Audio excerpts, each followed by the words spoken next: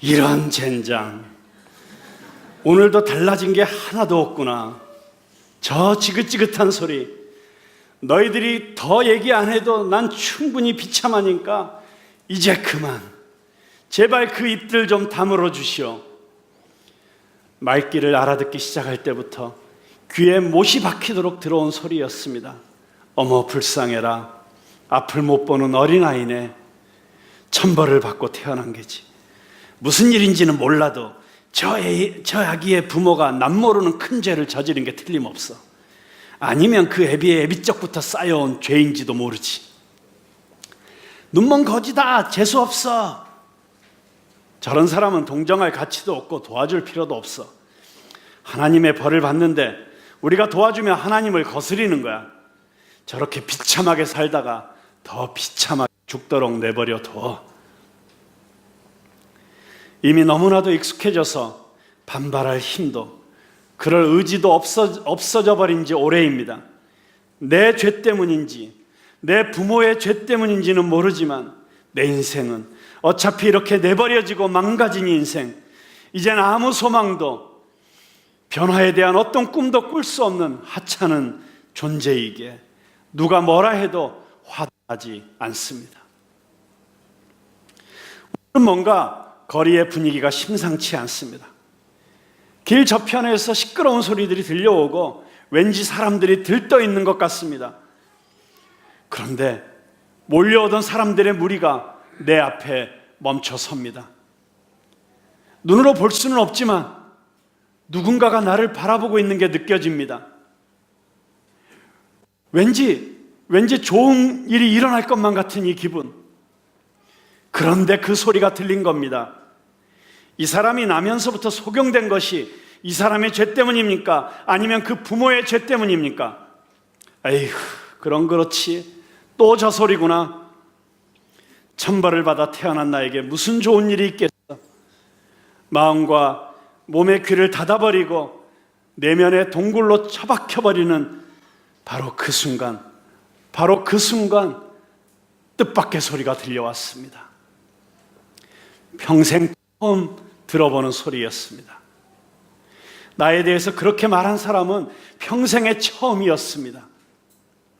너무나도 부드럽고 온유하게, 그러나 권위 있고 단호한 목소리로 이 음성이 들려왔습니다.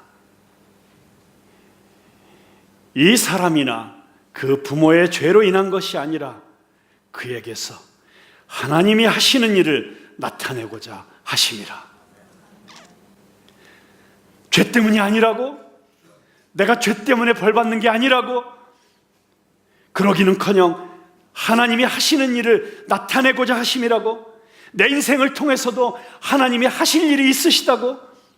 내가 이런 모습으로 살아온 것이 무의미하고 무가치한 것이 아니고 어떤 목적이 있기 때문이라고? 거의 벼락을 맞은 것 같은 충격이 몰려왔습니다. 내 인생이 완전히 새롭게 해석되는 순간이었습니다. 내 존재의 의미가 달라지는 순간이었습니다. 심장이 고동치기 시작했습니다. 그런데 그렇게 말한 그분이 나에게 이상한 일을 하셨어요. 내 눈에 무언가를 바르시는 것이었습니다.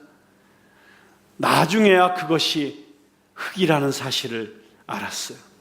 그리고 그분은 나에게 말씀하셨습니다. 실로암으로 가서 내 눈을 씻어라.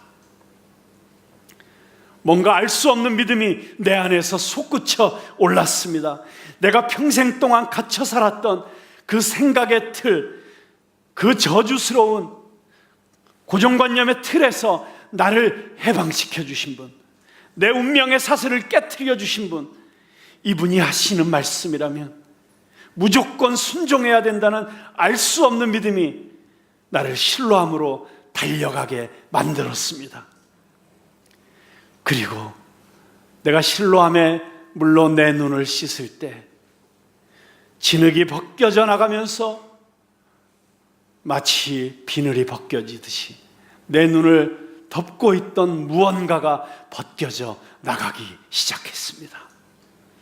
뭔가가 희미하게 보이기 시작했습니다. 이럴 수가, 이게 현실일까? 아니 이건 꿈일 거야. 어떻게 이런 일이? 하나님이 나를 통해서 하신다는 놀라운 일이 바로 이것이었던가? 도대체 나에게 이런 놀라운 일을 하신 그분은 누구시지? 그분이 누구시기에 이런 일이 나에게 일어난단 말인가? 혹시 그분이 누구신지 여러분 아십니까? 그분이 누군지 저에게 알려주실 수 있으세요? 그분이 누구이십니까? 이 대목에서 여러분이 말씀을 해주셔야 돼요. 그분이 누구시죠? 네.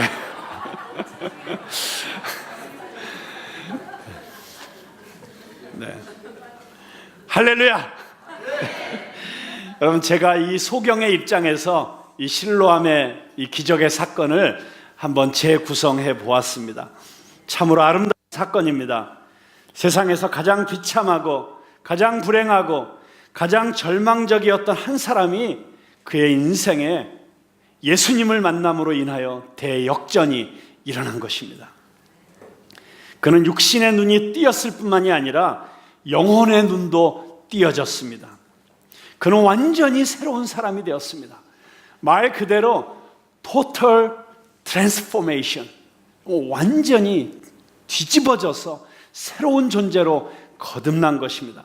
여러분, 우리가 오늘 읽은 본문 말씀 이후에 나타나는 계속되는 요한복음 9장의 말씀을 보면 이 사람이 얼마나 달라졌는지를 너무 생생하게 잘 보여주고 있습니다.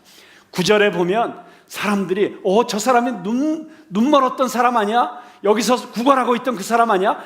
아니 그런데 그런 것 같기도 한데 아니 그 사람일 리가 없어. 그 사람이 저렇게 달라질 수가 있어? 딴 사람이야. 잘못 본 거야. 서로 헷갈려 할 정도로 사람들을 당황시키면서 이렇게 새로운 모습으로 나타나고 있는 것을 볼 수가 있습니다. 여러분, 얼마나 달라졌으면 예루살렘 사람들이 이 사람 때문에 어쩔 줄을 몰라 하고 당황하는 거예요. 어리둥절한 거예요. 저는 저와 여러분도 정말 예수님을 통해서 변화되어 주변 사람들을 당황시키는 수준이 될 수 있기를 주님의 이름으로 축원합니다. 정말 우리가 한번 예수 믿으려면 저 사람 왜 저래? 이게 부담스러워. 진짜 당신 맞아? 뭐 이런 얘기가 옆에서 나올 정도로 그렇게 확실하게 달라지는 역사가 일어나게 되기를 바라는 것입니다.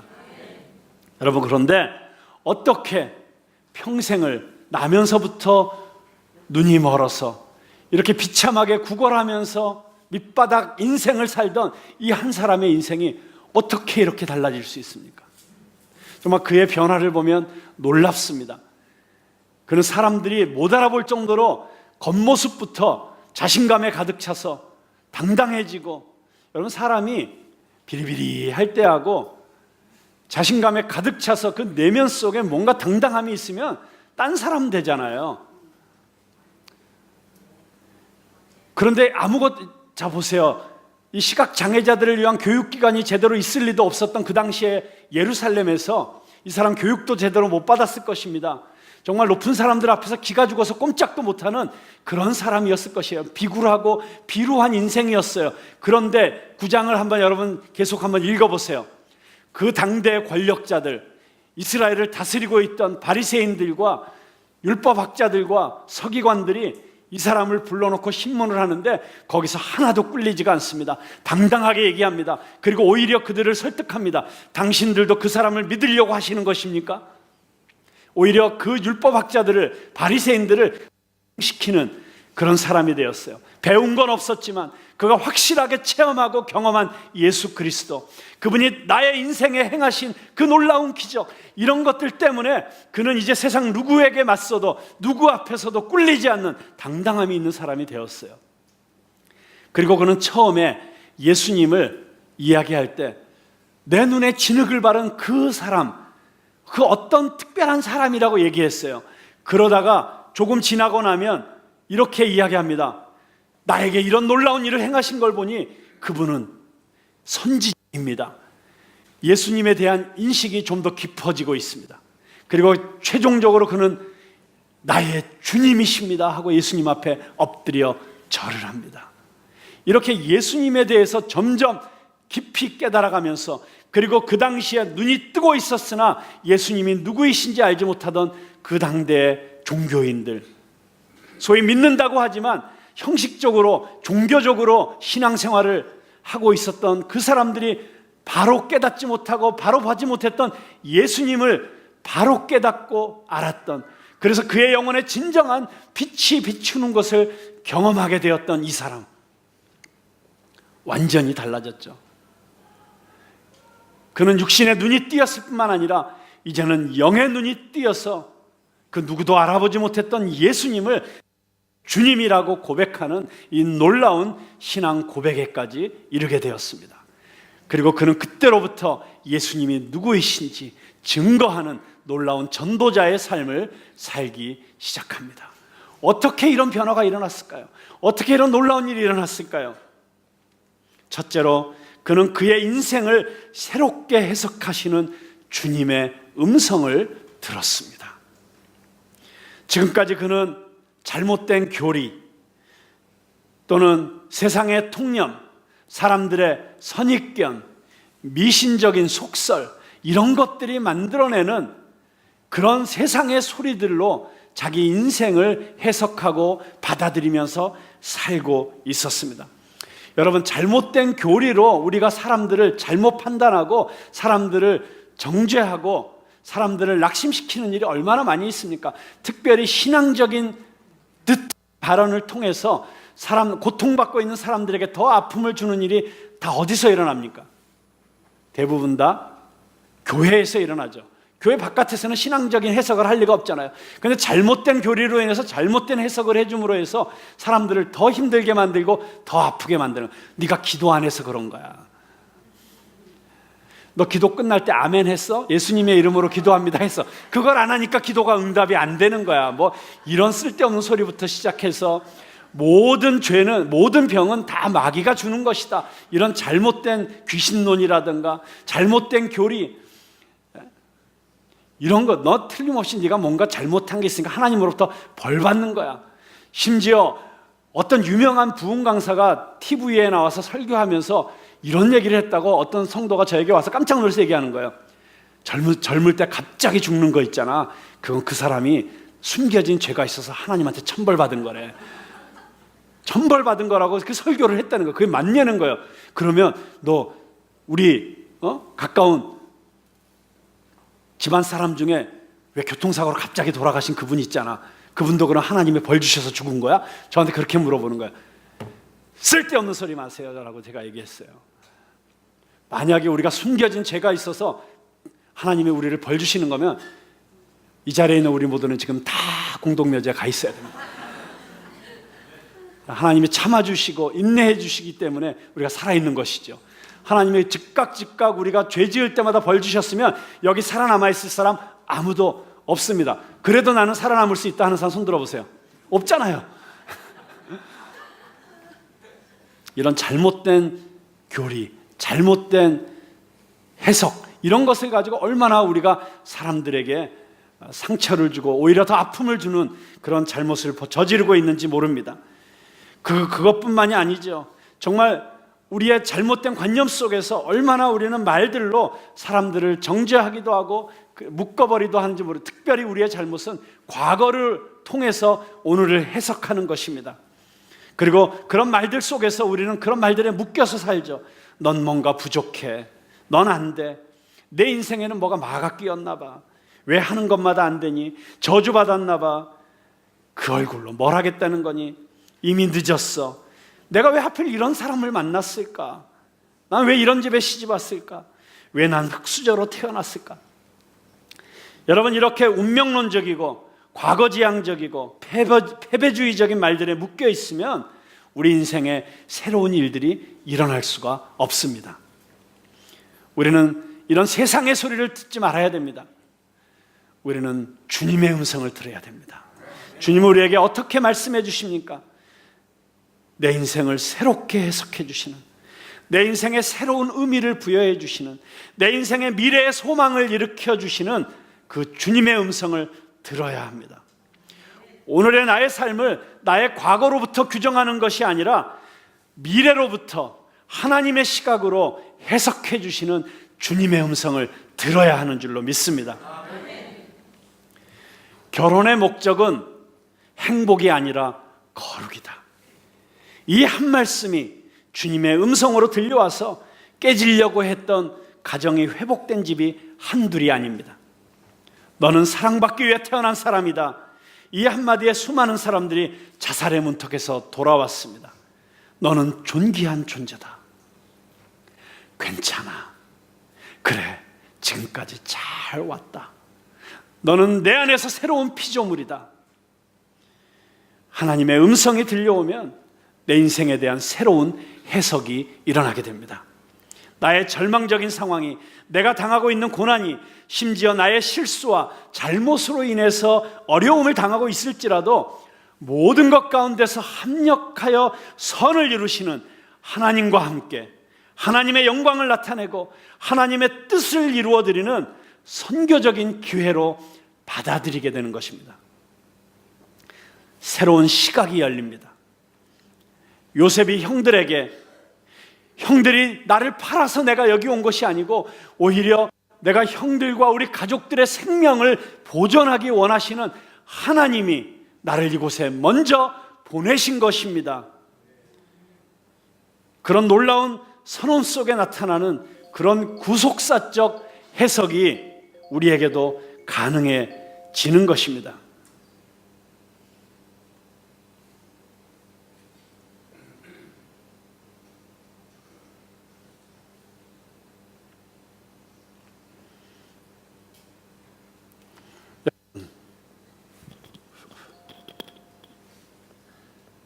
오늘 이 요한복음의 본문에 보면 예수님께서 저 사람에게서 하나님이 하시는 일을 나타내고자 하심이라, 나타낸다라고 하는 이 단어가 헬라어로는 파네로데라는 단어가 쓰여져 있습니다. 파네로라는 단어는 빛이라는 뜻입니다. 빛이 비춘다. 나타낸다는 건 빛이 비춘다는 거예요. 여러분, 하나님의 사역, 하나님의 역사는 감추어져 있을 때가 많습니다. 사람의 눈에 드러나지 않을 때도 있습니다. 깊이 있기 때문입니다. 너무 깊이 있어서 이해할 수가 없습니다. 그러나 그렇게 감추어져 있던 하나님의 역사가, 하나님의 섭리가 예수 그리스도와 만나는 순간, 복음과 부딪히는 순간, 그것이 계기가 되어서 빛과 같이 드러나게 되고 나타나게 되는 순간이 있습니다. 밖으로 노출이 되는 것입니다. 하나님의 하시는 일이 나타납니다.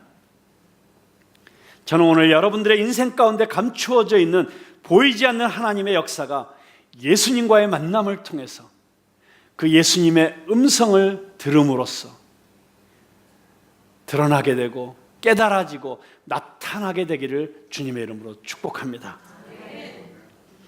이 소경의 인생이 바뀌게 된 두 번째 이유는 기적을 일으키시는 주님의 능력을 경험했기 때문입니다. 그가 주님의 말씀에 순종해서 실로암에 가서 눈을 씻을 때 상상치도 못했던 기적이 일어났습니다. 나면서부터 볼 수 없었던, 평생 한 번도 세상을 보지 못했던 이 사람의 눈이 열렸습니다. 놀라운 기적이 일어난 것입니다. 여러분, 근데 어떻게 이런 기적이 가능했을까요? 본문을 통해서 이 기적에 대해서 좀 더 자세히 한번 생각해 보고자 합니다. 이 기적은 주님께서 한 사람을 보시면서부터 시작이 되었습니다. 여기 예수님께서 나면서부터 소경된 자를 보셨다라고 하는 이 헬라어 단어는 그냥 둘러본다, 스쳐 지나가면서 보는 이런 보는 것이 아니라 한 사람을 주목하여 본다라는 뜻을 가지고 있습니다. 여러분, 이 많은 사람들이 여기서 함께 예배를 드리고 있지만 어느 순간 성령께서 감동을 주시면서 특별히 어떤 사람이 주목이 될 때가 있어요. 갑자기 그 사람의 눈빛이 들어오고 갑자기 그 사람의 얼굴이 이렇게 클로즈업 되어서 그 사람을 보지 않을 수 없게 만들어지는 어떤 그런 순간이 있죠. 바로 그때 주목하여 보게 되는, 결정적인 어떤 계기와 순간에 주목하여 보게 되는 바라봄이 바로 예수님께서 보셨다라고 하는 뜻입니다. 자, 늘 그 거리는, 그 거지는 그곳에서 구걸하고 있었어요. 언제든지 그곳을 지나다니면서 아마 예수님의 눈에도 여러 차례 띄었을 것입니다. 그러나 바로 그날, 그 결정적인 날, 카이로스의 때, 하나님의 섭리가 인간의 운명과 부딪히는 바로 그 순간, 바로 그때가 이르렀을 때 예수님은 그를 주목하여 보신 것입니다. 저는 지금 이 시간 주님이 주목하여 보시는 그 한 사람이 바로 당신이시기를 축원합니다. 지금 이 시간 주님이 당신을 바라보심으로써, 주목하여 보심으로써 당신의 인생에 변화가 시작되고 새 역사가 시작되는 은혜가 임하게 되는 것입니다.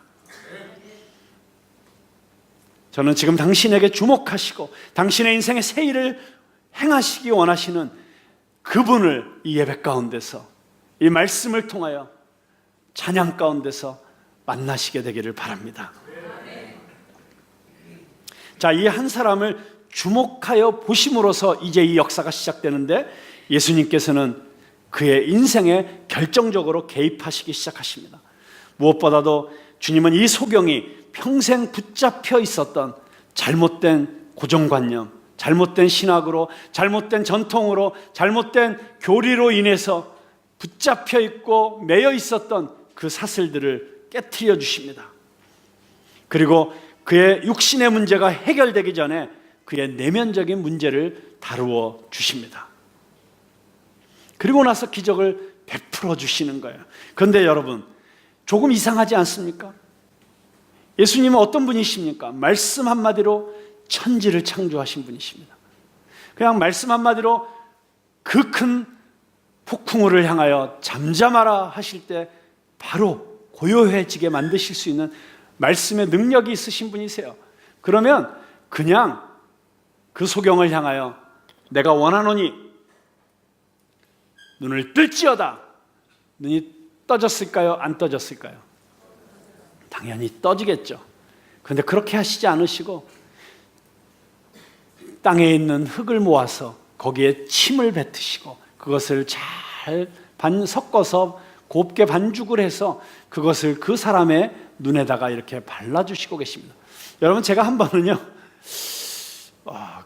그 성경에 있는 걸 제가 체험해보고 싶어가지고 제가 진짜로 침을 뱉어가지고 흙을 이렇게 막 이렇게 해봤어요. 반죽을. 근데 이게 쉬운 일이 아니에요. 이게 흙을 반죽하려면 이게 도예 해보신 분은 아시겠지만 이게 엄청난 물이 들어가는 거거든요. 입에서 이게 얼마나 많은 게 나오겠어요. 진짜 조금 뭉치는데도 쉽지 않더라고요. 그러니까 예수님께서 그 사람의 눈에 이렇게 바를 정도의 흙반죽을 만들기 위해서 얼마나 애를 쓰셨겠어요. 침을 계속 뱉으시면서 만지시고 주물러서, 그래가지고 눈에다가 발라주시고, 그 다음에는 또 그냥 뜨게 해주시는 것이 아니고 실로함에 가서 씻어라. 왜 이런 복잡한 과정을 거치셨을까요? 여러분, 예수님의 침에 무슨 특별한 무슨 약효가 있었을까요? 아니면 그 흙 안에 있는 어떤 성분이 필요했기 때문에 예수님께서 그렇게 하셨던 것일까요? 이게 무슨 의미가 있을까요? 어떤 성경학자는 이 흙 위에 침을 뱉으셔서 만지시는 이 모습을 통해서 주님의 마음을 이야기하기도 합니다. 이 소경과 그냥 단순하게 눈을 떠주는 그 정도가 아니라 이 소경과 어떤 인격적인 만남, 좀 더 친밀한 사랑의 교제를 갖기 원하시는 주님의 마음이 이런 행동 가운데 나타나 있다는 거예요. 그렇게 흙반죽을 하시는 동안 그 주님의 숨결을 느끼면서 이 소경의 마음이 점점 열려갔다는 것이죠. 흙 위에 뱉으신 침은 주님의 사랑과 신뢰의 결정체였다고 이야기합니다. 그리고 그 흙반죽을 친히 소경의 눈에 발라주실 때 그때 그 소경은 주님의 손길을 느끼면서 그렇게 자기 앞에서 눈에 흙을 발라주시는 주님의 숨결을 느끼면서 마음이 열리게 되었다는 것이죠. 이런 친밀한 교제를 위해서 그렇게 하셨다. 인격적인 관계를 형성하시기 위해서 그렇게 하셨다. 해석하시는 성경 해석가도 있습니다. 저는 충분히 가능한 해석이고 그것도 참 의미가 있다고 생각이 듭니다. 왜냐하면 주님은 정말 그렇게 우리와 인격적인 관계를 맺기 원하시는 분이시고 우리와 눈과 눈을 마주 보면서 숨결을 느끼면서 그렇게 가깝게 우리와 교제하시기 원하시는 그런 분이신 것이 틀림없기 때문입니다.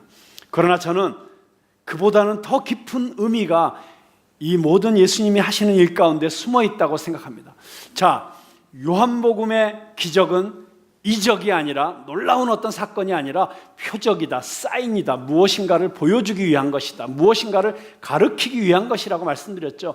자, 그것을 그런 관점에서 본다면 왜 예수님께서 소경에게 진흙으로 눈을 바르셨을까요?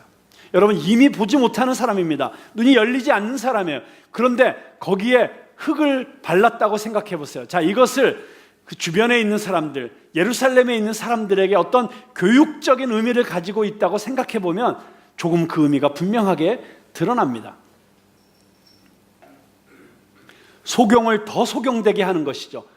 저 사람 날 때부터 소경이었던 거린인데 근데 왜 눈에다가 저렇게 흙을 잔뜩 바르고 가고 있지? 그 소경의 소경됨을 드러내는 것이에요. 이것은 굉장히 상징적인 것이라고 할 수 있습니다. 당신의 눈이 가리워져 있다는 사실을 드러내라는 것입니다. 인정하라는 것입니다. 입이 더러운 자는 입에 붉은 잉크를 칠하고 마음이 더러운 자는 가슴에 시커먼 먹칠을 하고 내 이마에 죄패를 붙이고 다니라는 것입니다. 그리고 실로암으로 가라는 것입니다. 소경이면서 소경 아닌 척 폼잡고 다니지 말라는 것입니다. 주님은 우리에게 자기 마음에 고통이 있으면 그것을 드러내라고 말씀하시는 것입니다. 우리가 그렇게 하기만 하면 아직 빛이 있을 때 치료받을 수 있다는 것입니다.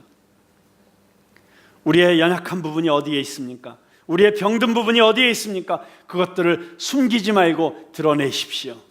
우리 안에 어느 부분이 병들어 있습니까? 우리가 돈에 약합니까? 이성에 약합니까?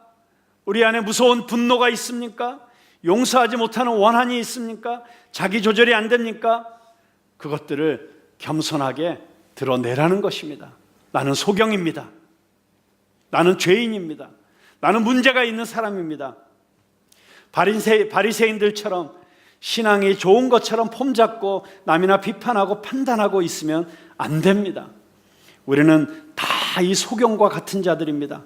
눈에 진흙을 바르고 실로암으로 가야 되는 것입니다. 자, 그렇다면 이 실로암 못은 도대체 어떤 것입니까? 왜 예수님께서 그렇게 소경을 더 소경되게 만들어서 실로암으로 보냈을까요? 이 실로암에 대한 또 여러 가지 아주 의미심장한 해석들이 있습니다. 자, 실로암 못은 예루살렘 동문 밖에 기드론 골짜기가 있는데 그 기드론 골짜기에 기혼이라는 샘이 있습니다. 이곳으로부터 수로를 따라서 물이 흘러내려갑니다. 그렇게 예루살렘을 돌아서 흘러내린 이 물이 마지막에 가서 고이는 곳이 바로 실로암 못이었습니다.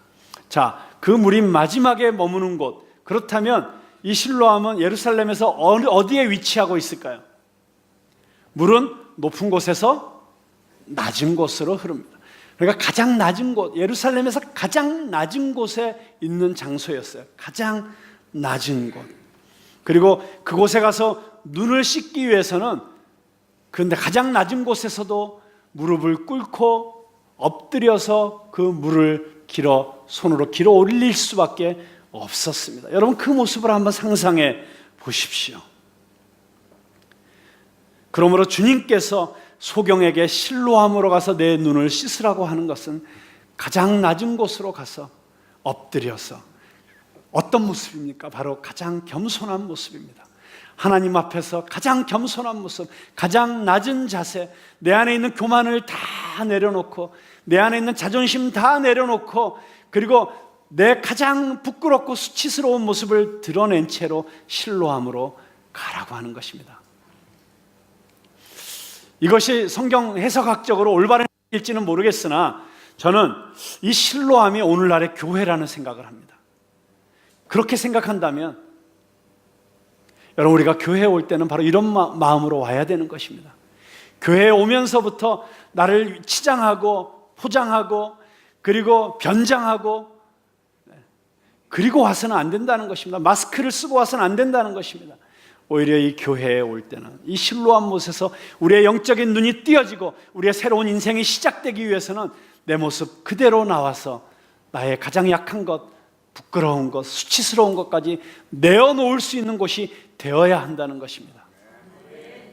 그렇게 할 때 거기에 새로운 역사의 가능성이 시작되는 것입니다. 새로운 변화의 가능성이 시작되는 것입니다.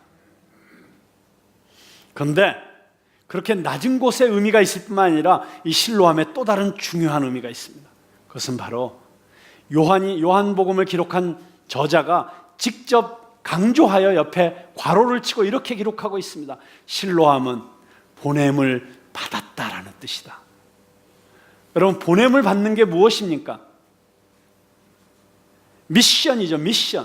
미션이 뭐예요? 미셔너리가 뭐예요? 보냄을 받은 자라는 뜻이잖아요. 미션은 사명을 받았다는 것이고 어떤 특별한 목적을 위해서 보냄을 받은 것을 미션이라고 하지 않습니까? 이것은 인생의 사명을 얘기하는 것입니다. 내 인생의 부르심을 이야기하는 것입니다. 소명을 이야기하는 것이죠. 네, 오늘부터 우리 김민호 목사님의 새로운 성경 공부반이 시작이 됩니다. 시대와 소명. 너무 이름 제목이 멋있지 않습니까? 많은 분들이 그 성경 공부반에 참여해서 정말 시대를 깨우치고 자신의 이 시대 가운데 자신의 부르심을 깨닫는 그런 성경 공부할 수 있게 되기를 바랍니다. 자, 중요한 것은 내 사명을 깨닫는 것입니다. 사명의 눈이 열려야 되는 것입니다.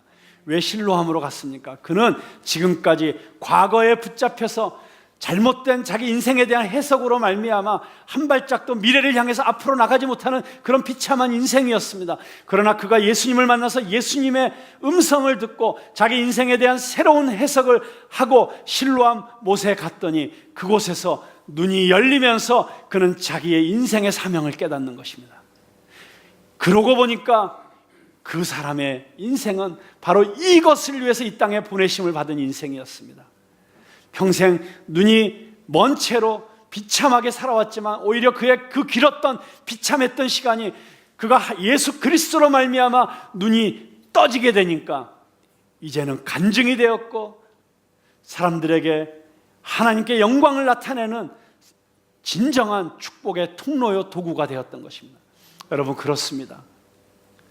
우리 인생에 여러 가지 어려움이 있을 수 있습니다. 고난이 있을 수 있습니다.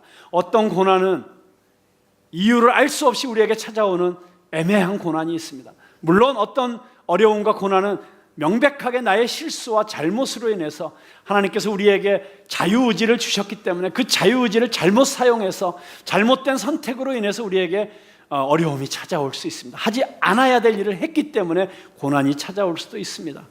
또 어떤 경우엔, 모든 경우에 그런 것은 아니지만 정말 악한 마귀 사탄이 우리를 공격하고 우리를 괴롭히기 위해서 어떤 어려움이 찾아올 수도 있습니다.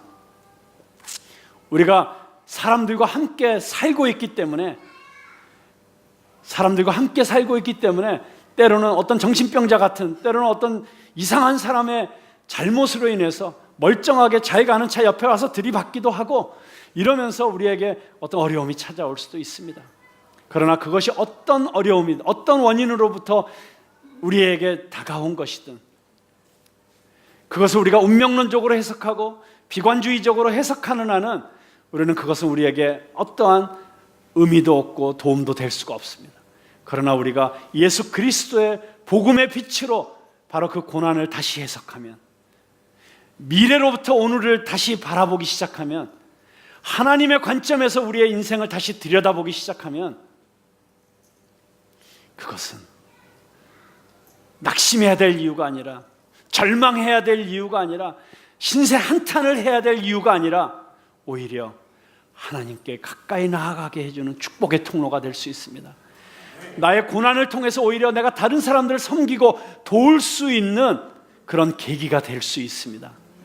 오히려 가장 아름답게 사람들에게 희망과 용기를 주고 그들에게 예수 그리스도 안에서 새로운 생명을 선물할 수 있는 축복의 통로로 쓰임받을 수 있다는 것입니다. 그래서 우리가 과거로부터 받은 모든 상처는, 과거로부터 우리에게 덮어 씌워진 멍에는 예수 그리스도 안에서 우리가 새롭게 우리의 인생을 바라보게 될 때 우리에게 영광의 선물이 될 수 있고 축복의 선물이 될 수 있고 우리에게 새로운 기회가 될 수 있는 것입니다. 저는 우리 모두가 실로암으로 다시 보냄을 받게 되기를 바랍니다.